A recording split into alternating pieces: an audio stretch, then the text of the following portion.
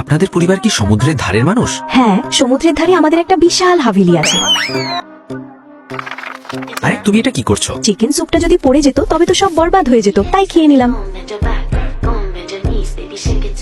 এবার চলো আমরা গার্লফ্রেন্ড বয়ফ্রেন্ড হয়ে যাই। আচ্ছা, আমি যদি আপনাকে রিজেক্ট করে দিই তবে কি আপনি আমাকে আর খাবার খাওয়াবেন না? আরে না না, পেট ভরে খাও। কটা কথা দিলে আমি তোমার গার্লফ্রেন্ড হতে পারি? আমি জানতাম আপনি আমাকে পছন্দ করেন। আমার মা বলেন যারা বেশি বেশি খাবার খাওয়ায় তারা আসলে কিডন্যাপ করে। শুধু আপনি আমায় কিডন্যাপ করবেন না। লেগ পিস, বিরিয়ানি, লাচ্ছি, কচুরি সব নিয়ে আসুন। আপনার কাছে বেশি টাকা না থাকলে অর্ডার কম দিন, বেশি খরচ করার দরকার নেই। এখন তুমি আমার গার্লফ্রেন্ড, যতটা ইচ্ছে খাবার খাও।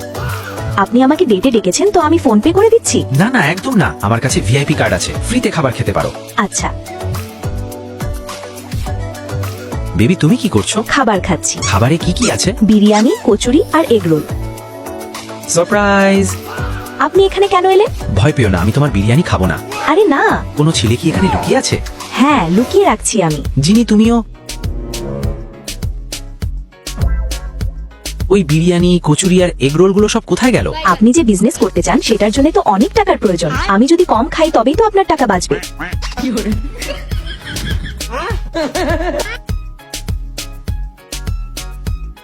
মুম্বাইতে বিজনেস করার জন্য আমার একটা রুম দরকার, কিন্তু আমার কাছে তো কোনো রুম নেই। আপনি আমার রুমে থাকতে পারেন। তোমার রুম তো অনেক দূরে, আমার আসতে 2 ঘন্টা সময় লাগে। আমি আমার থাকার রুমের কথা বলছি না, অন্য রুমের কথা বলছি। আমার মা বাবা আমার জন্য অনেকগুলো রুম কিনে রেখেছেন। আচ্ছা, তুমি বলেছিলে না নদী তীরে তোমার বাড়ি? আপনার ফ্যামিলি কারা? আমি আম্বানি ফ্যামিলির মেয়ে। দেশের সবচেয়ে বড় কোটিপতির একমাত্র মেয়ে?